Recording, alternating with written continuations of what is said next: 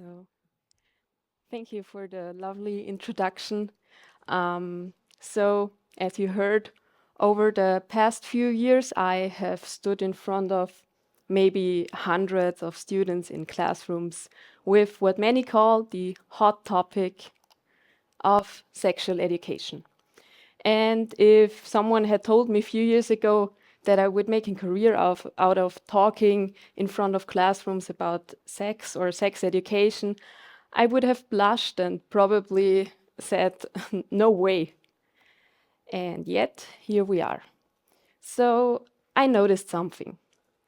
In these classrooms, after just a few minutes, one of the students asked me a question they would never dare to ask their parents, their teachers, sometimes even their friends. Sometimes it was like, can I get pregnant from kissing? Sometimes it was more like, and if I am pregnant, will I be pregnant forever? Sometimes it was more like, I would call it basic. So, what is it that find people attractive at each other? I don't get it. Fair point.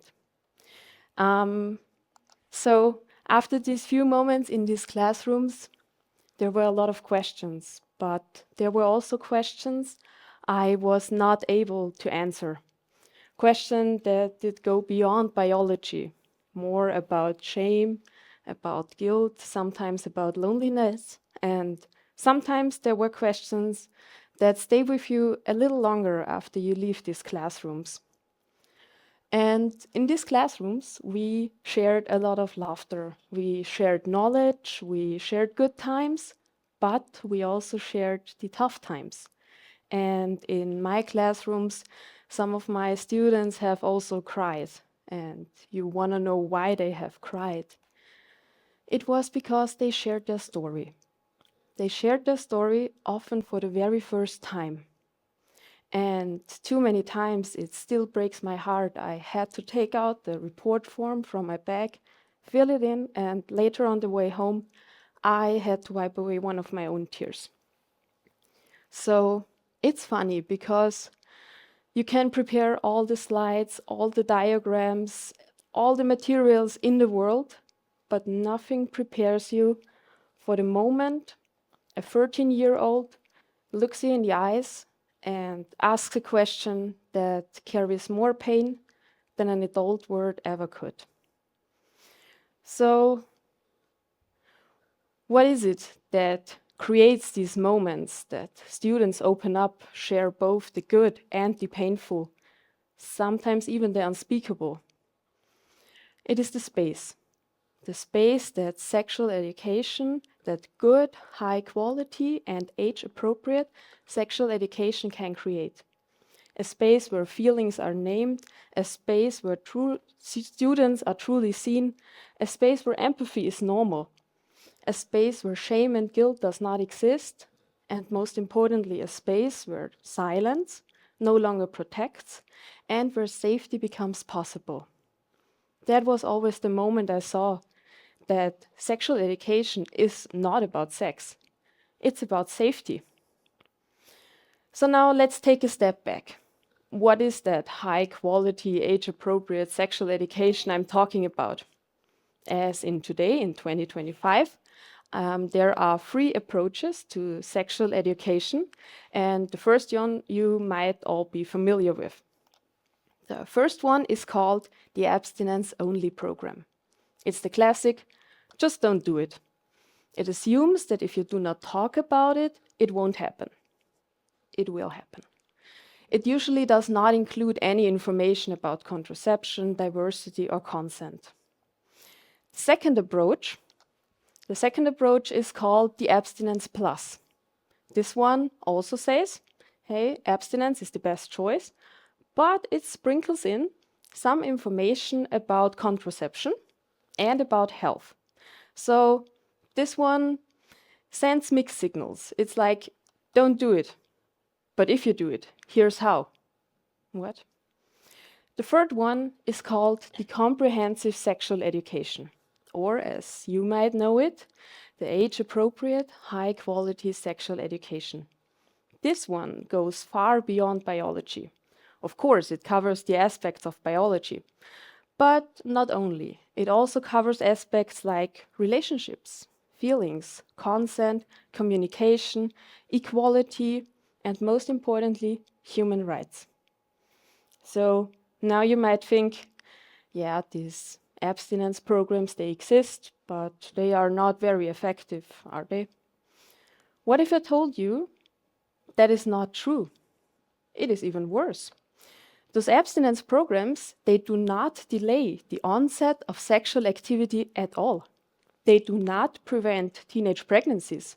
They do not lower the STI rates, the sexually transmitted infection rates. Instead, they often lead to higher risks because young people who are taught to stay silent are also taught to stay unprepared. The evidence for comprehensive sexual education is clear and consistent.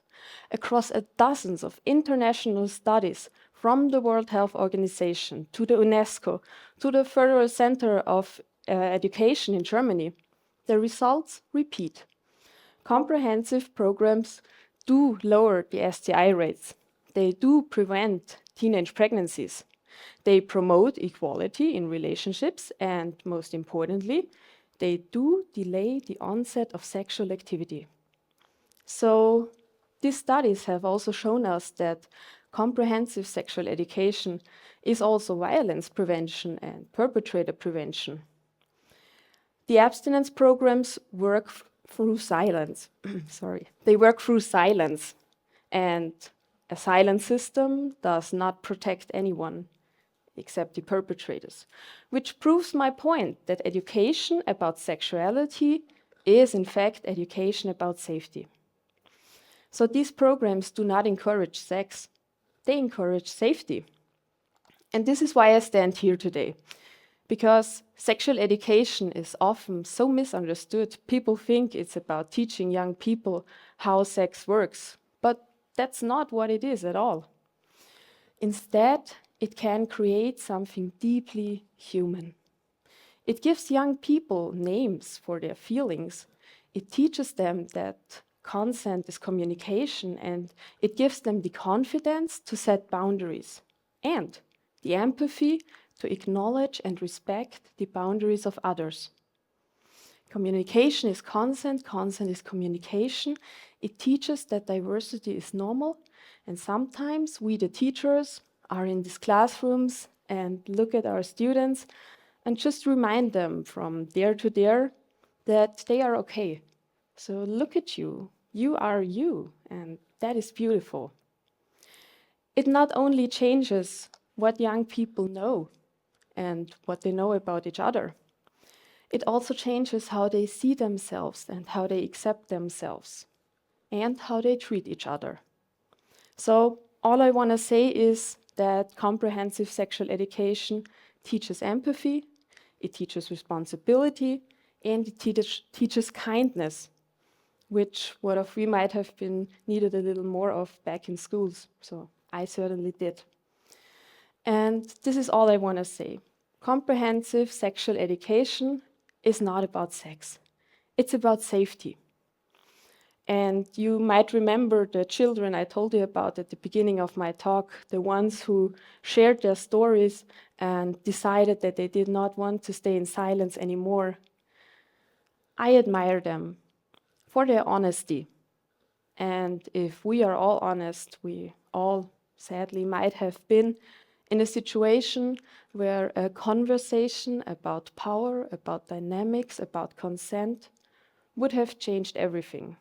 And if not everything, at least something.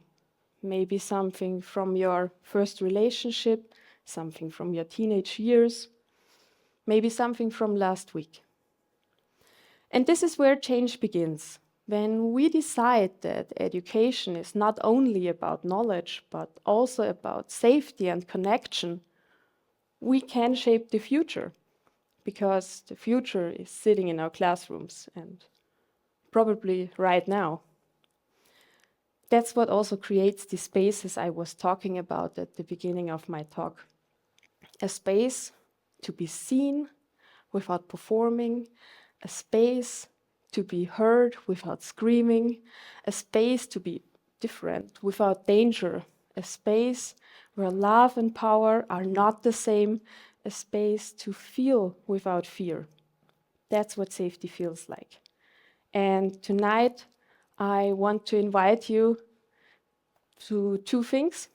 The first one might be obvious. It's I want to invite you that tonight have that talk. And the second one is that you, the adult, including me, that we, the adults, that we might be the safest place a child has ever known. So thank you.